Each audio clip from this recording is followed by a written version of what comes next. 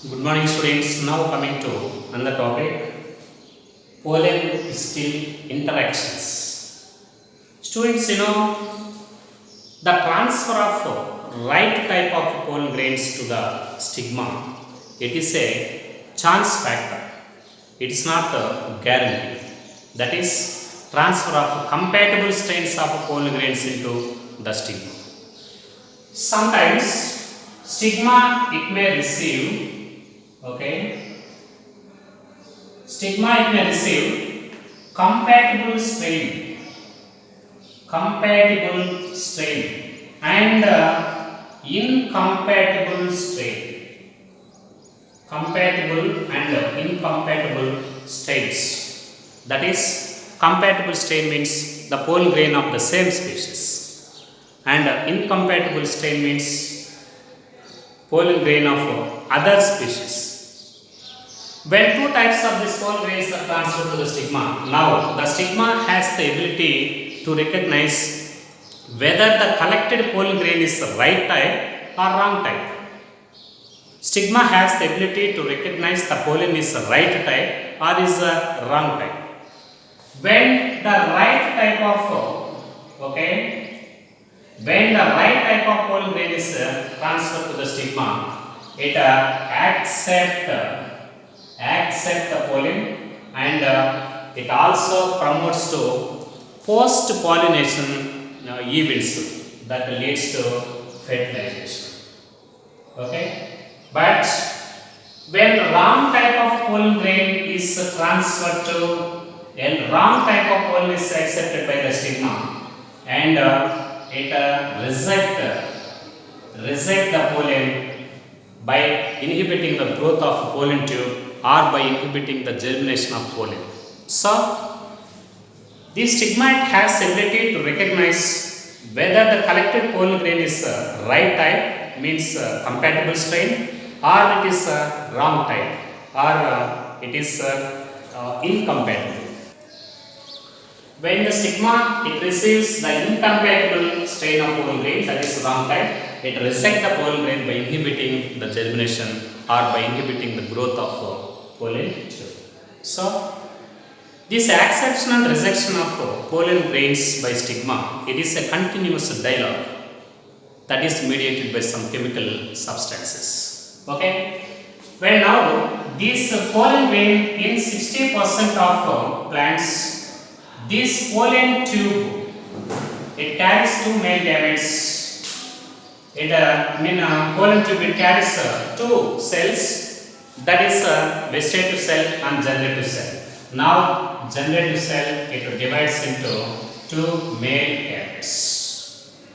But in remaining 40% of the plants, they are transferred in three-celled states. From the beginning, pollen tube it carries two male gametes. It carries two male gametes. Now this pollen tube it is entered into the ovary, and then it enters into the ovule. Entry of pollen tube into the ovule is of three types. One is porogamy. Porogamy. Here, pollen tube is entered into the ovule by through micropyle.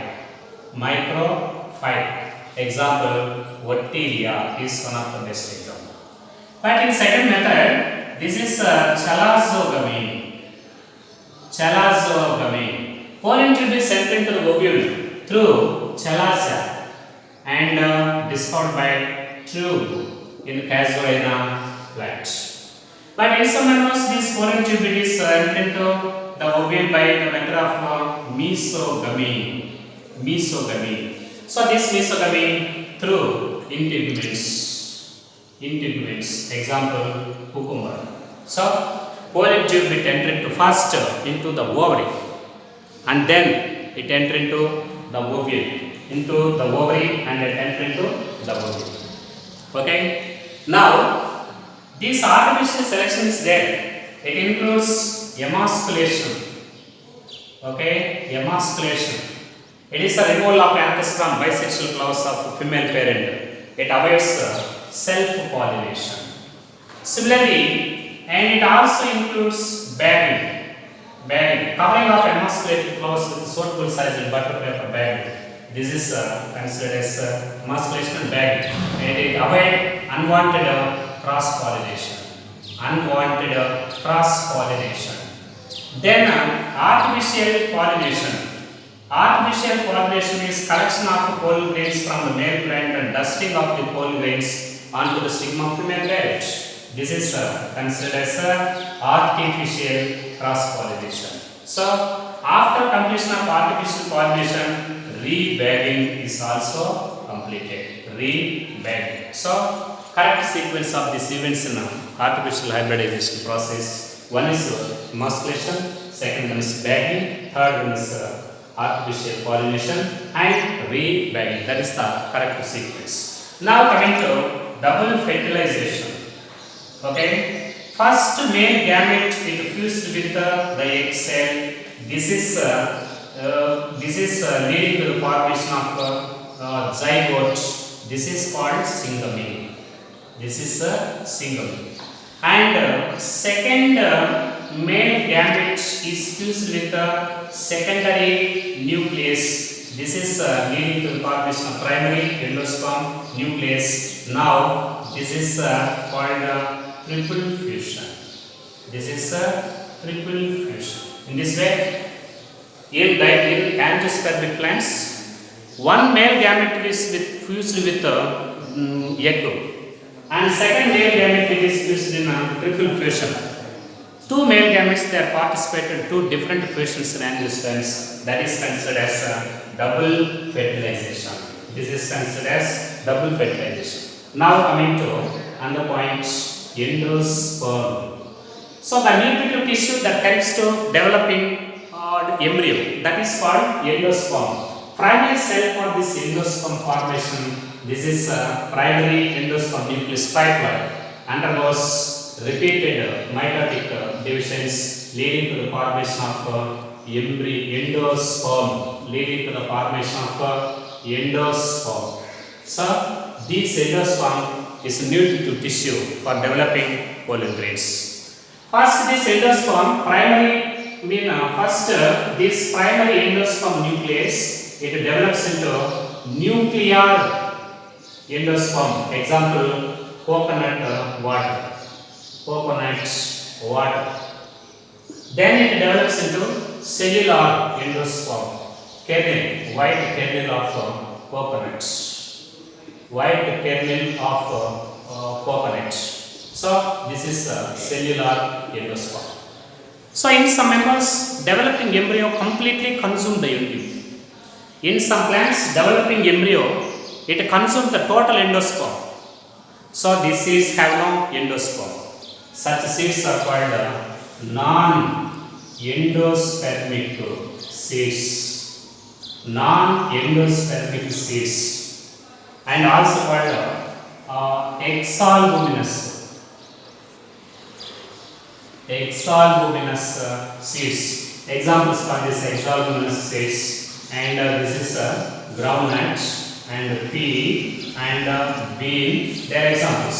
But in some members, developing embryo does not consume endosperm completely. Some amount of endosperm is left out inside the seeds. That is considered as endospermic seeds. Endospermic seeds. These endospermic seeds, best examples focus and also castor. They are the best examples.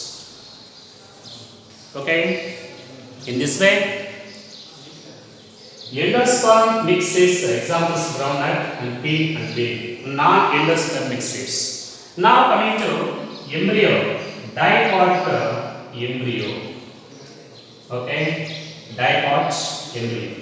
So every dicotyledonous embryo it is represented by two parts. One is embryonal axis. Embryonal axis.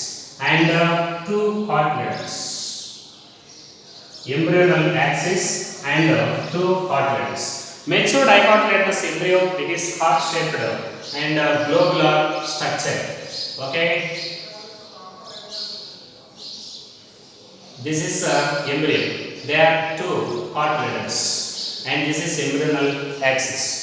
The point of embryonal axis, which is present almost at equal level of the cotyledons, this is called a cotyledonary node.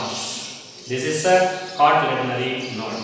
The point of embryonal axis that is present above the cotyledonary node, this is considered as epicotyle. This is called epicotyle. And it terminates into a plumule. Similarly, cotyledonary node that is present below the cotyledonary node, this is called hypocotyle. This hypocotyle terminates into radical, and this is root cap.